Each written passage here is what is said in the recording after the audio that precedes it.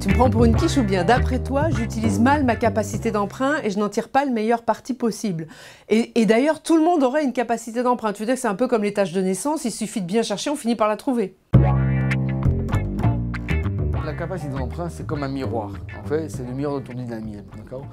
En fait, au début, quand tu vas démarrer dans la vie, ou bien même aujourd'hui, si tu veux acheter un bien immobilier, que ce soit par exemple pour investir, okay, eh bien, tu n'es pas forcément obligé d'avoir un apport. Tu peux acheter un bien aujourd'hui sans apporter d'argent et tu vas faire, grâce à ta capacité d'emprunt, de la dette. Et ensuite, cette dette va être remboursée par des loyers que tu vas percevoir et par des compléments que tu vas faire. Mais globalement, bien sûr, okay, ta capacité d'emprunt va te permettre de faire des investissements substantiels qui, eux, vont générer des revenus, qui, eux, vont payer une partie de la dette ou la dette intégralement. Et comme ça, au fur et à mesure, si tu veux, tu vas pouvoir continuer à réinvestir dans le temps. Mais au final, ma capacité d'emprunt, c'est quoi exactement? C'est un morceau de mon train de vie? C'est de l'épargne? C'est ce que tu peux mettre de côté sans affecter les équilibres essentiels de ton train de vie.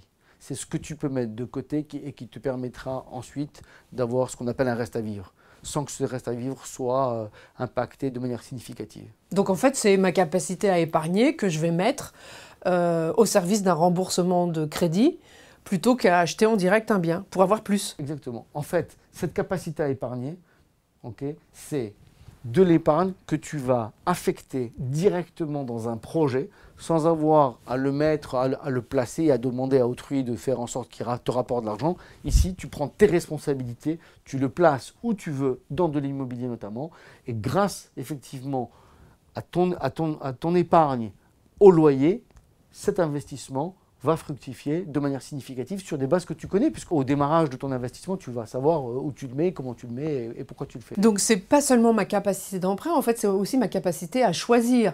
Je vais pas aller donner mon argent au banquier pour dire placez-le dans un contrat comme ci comme ça. C'est moi qui choisis. Tu es dans une démarche beaucoup plus volontaire, beaucoup plus dynamique et beaucoup plus sélective, puisque tu choisis où tu le mets, comment tu le mets, avec qui tu le mets et pourquoi tu le fais. Parce qu'en général, quand on investit dans l'immobilier, c'est parce qu'on veut avoir de la rente ensuite. Bon, bah, je crois que j'ai donc une capacité d'emprunt et j'ai plus qu'à me dépêcher à l'utiliser. Plus que ça, tu as une capacité d'emprunt okay, qui est déterminée, on va dire, par des chiffres. Okay, mais cette capacité d'emprunt ne perd pas de vue que potentiellement, okay, à chaque fois qu'il y a des changements de paramètres, une augmentation de salaire, ta capacité d'emprunt augmente. Un remboursement accru de tes crédits, ta capacité d'emprunt augmente. Tu augmentes les loyers, ta capacité d'emprunt augmente. Chacun des facteurs, si tu veux, économiques autour de ta richesse et de tes richesses au pluriel, okay, vont modifier ta capacité d'emprunt. D'où l'intérêt d'être en permanence sur le qui-vive pour la faire évoluer et pour la dynamiser. C'est comme si j'avais un enfant de plus, en fait, il faut que je m'en occupe vraiment bien. Une capacité d'emprunt, c'est un miroir dans une dynamique pour toi-même.